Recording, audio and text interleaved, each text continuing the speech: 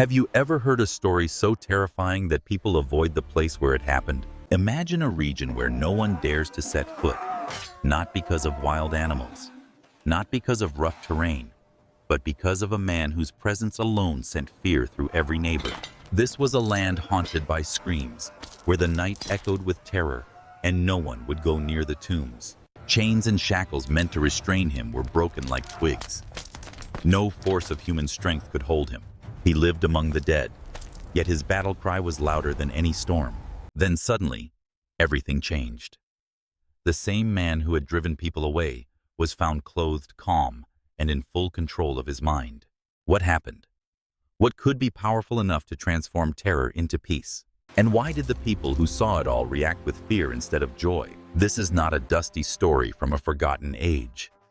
It confronts us with questions about spiritual power, freedom, and the real cost of transformation. To truly grasp the shockwave of this event, we must zoom out from the man and see the battlefield. Jesus didn't just land in a seaside village. He sailed straight into a high-stakes geopolitical and theological powder keg, the region of the Gerasenes. This wasn't just rugged terrain. This was the Gentile stronghold of the Decapolis, a place saturated with Roman-influenced pagan idols, and a defiant economy built on the very thing God had forbidden: pig farming. For any observant Jew, pigs were not merely unclean. They were a deliberate flag of rebellion against the covenant. By making pigs the backbone of their profit, this society was publicly declaring, "We reject your law. We follow our own gods and our own gain." Jesus' arrival, therefore, was not a friendly visit. It was an invasion of hostile territory. He crossed not just the sea, but the very boundary line between obedience and open defiance. And what was the enemy's chosen weapon? A man possessed by a force that didn't whisper. It roared its identity: Legion. This name is the crucial, chilling detail. In the first century, the word legion didn't evoke a myth, it evoked the sight and sound of Roman boots on the ground. A legion meant 4,000 to 6,000 soldiers, organized, ruthless, and possessing the unchallengeable authority of the empire. By claiming this title, the demons were making a calculated, terrifying statement to Jesus. We are the occupying force here. We are disciplined. We are many. We have claimed this territory, and our authority is as undisputed as Rome's. This is the ultimate showdown. It is not just an exorcism. It is a clash of two empires. One is a false empire of chaos, claiming its power through intimidation and numerical strength, Legion. The other is the true kingdom of God, represented by one man who carries a silent, unchallengeable authority. The enemy named itself to intimidate, to posture as sovereign. But by doing so, they only revealed their strategy and their underlying fear. They weren't just saying they were powerful. They were declaring the battle lines, confirming that Jesus had sailed into the central command post of the darkness. The stage is set.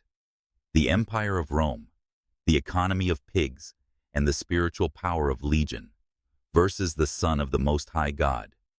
Jesus stepped onto the shore, but what met him was not silence. It was a scream. Not the scream of fear, but the scream of a man torn apart from the inside out. He didn't shuffle or cower.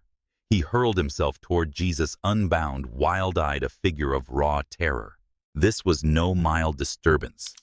This was chaos, personified, a human battlefield where peace had been driven out completely. No chains, no shackles, no human force had ever held him. People didn't approach this place because the air itself seemed to carry dread. The locals whispered that even animals feared to go near him. This was not metaphor. This was devastation. But then the most shocking thing happened. The man didn't flee from Jesus. He ran to him, not with clarity at first, but with desperation so fierce it defied comprehension. The moment his eyes found Jesus, the name of this place, Legion, began to crumble. The power that had terrorized a region now trembled at the presence of one man. And then they spoke, not with fear, but with raw defiance turned to panic. "What have you to do with us, Jesus, Son of the Most High God? I beg, you do not torment me." Pause. Think about that. The voices inside didn't shout confusion. They knew exactly who Jesus was. They called him Son of the Most High God, not as a title of respect, but as an acknowledgement of ultimate authority they dreaded. And then came the real fear. They didn't beg to be freed. They begged not to be judged. They didn't plead for mercy. They begged to avoid annihilation. Their words cracked like thunder in the still air. Do not torment us. This wasn't a negotiation. It was a confession. Even chaos recognizes power when it stands before it. And Jesus didn't flinch. In that moment, the battlefield was no longer ambiguous. The enemy knew who stood against it. Darkness wasn't bluffing. It was cowering. Everything had shifted. Jesus stood face to face with a force long buried in chaos. A force that once ruled a man's mind and frightened an entire region. But what happened next wasn't just a confrontation. It was a reveal of terror at its deepest core. The demons inside the man did more than plead. They negotiated. And listen closely, the words they begged weren't about freedom. They weren't about escape. They were about survival at any cost. I beg you, they cried. Do not send us out of the country. They weren't afraid of Jesus' power. They were terrified of what came next. Here's the twist. They didn't beg to be freed into peace. They begged not to be sent to the abyss. The abyss, the place of confinement, a prison of darkness, where demons believed they would face judgment before their appointed time. That truth alone reveals something profound. Demons don't want justice. They want any alternative to facing God's wrath. They would rather be in unclean animals than face the inevitable. When the demons begged to enter the herd of pigs, it wasn't random. It was desperation exposed. These forces stood on the brink of annihilation. To be cast out completely, sent to the abyss, was a fate worse than inhabiting unclean animals. So they begged for anything that meant continued existence, even in defiled bodies. Jesus didn't pause. He didn't bargain. With a word of authority, he severed the grip of darkness that had possessed the man. In that instant, what had been hidden became visible, not just in one's soul, but in the world around them. As the spirits left the man, they surged into the pigs. What followed was neither scatter nor confusion. It was synchronized terror. The entire herd, thousands strong, bolted as one, driven not by instinct, but by the force now inside them. There were no stray turns, no hesitation, only a single unstoppable stampede. And then came the cliff. With a momentum that seemed almost deliberate, the pigs plunged over the edge and vanished into the sea.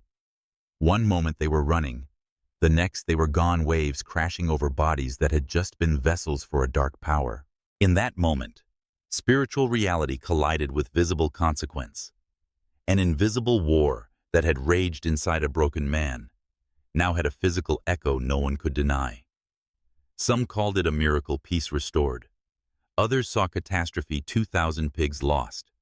But whether miracle or disaster, the scene left a searing truth: freedom often looks like chaos before it looks like peace. And in that uproar, one question remained: who truly holds authority over life, death, and every hidden force? What happened next was not what most people expected. After witnessing a supernatural transformation, a man once bound by terror, sitting calmly in his right mind, you might think the crowds would rejoice. You might imagine them falling at Jesus' feet, asking for mercy, seeking this power for themselves. But instead, they were afraid, terrified. The healing that brought peace to a human soul had just destroyed someone's livelihood. 2,000 pigs gone. A thriving economy wiped out.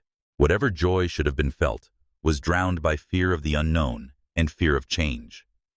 And so the people did something shocking. They asked Jesus to leave. Not with anger, not with demands, with fear, with a quiet, uncomfortable urgency. Please go away. They saw power. They saw mercy.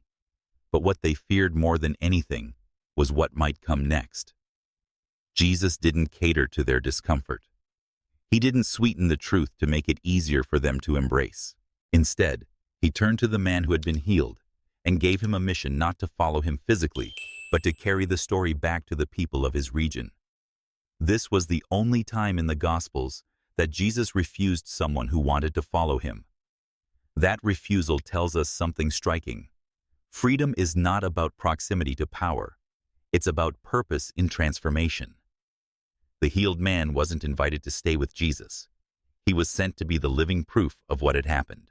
A testimony walking into communities that once feared both him and the name of Jesus. The crowd chose comfort over confrontation, loss over change, familiarity over freedom. But the man chose mission over margin. Life-restored voice awakened. He became the herald of a new authority, one that refused to let fear decide the story. And that choice, mission over margin, is a question still standing before us today. The moment the pigs plunged into the sea, the story didn't end. It exploded. Word spread faster than anyone could control. People talked about a man once feared by all now sitting calmly.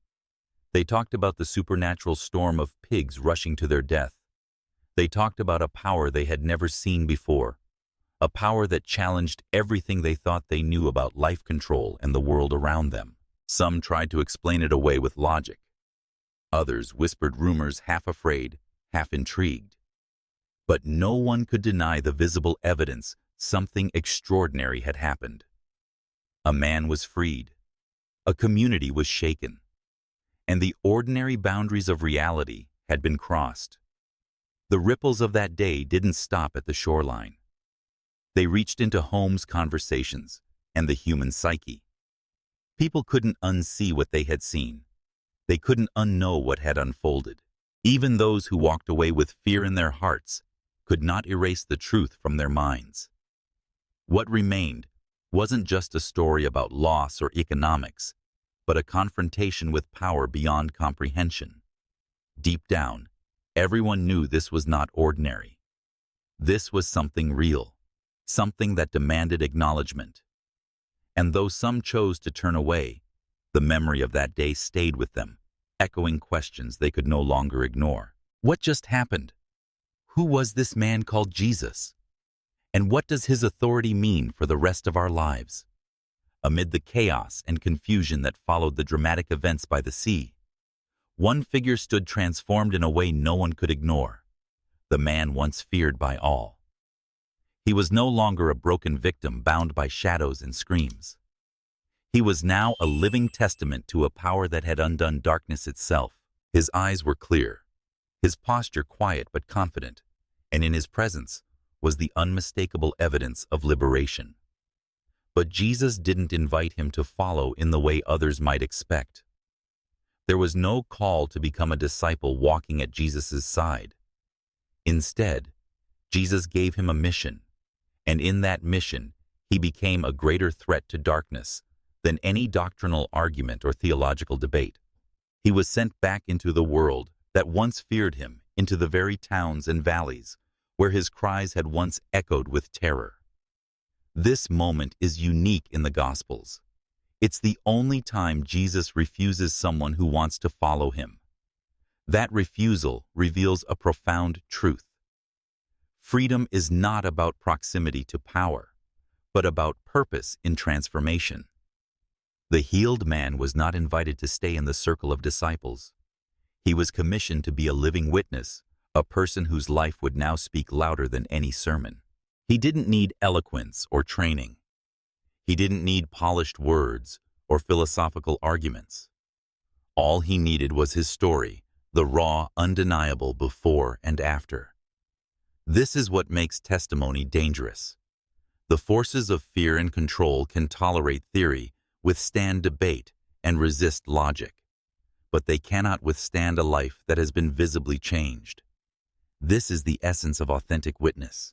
As he walked into the regions that once avoided him, people saw more than a changed man. They saw a symbol of power in action. It wasn't just that he spoke of Jesus. It was that his very existence contradicted everything the darkness had once stamped into him. Neighbors and strangers alike didn't just listen. They marveled.